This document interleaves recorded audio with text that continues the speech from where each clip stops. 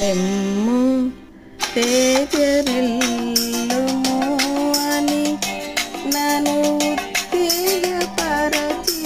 నా యేసయ్యా.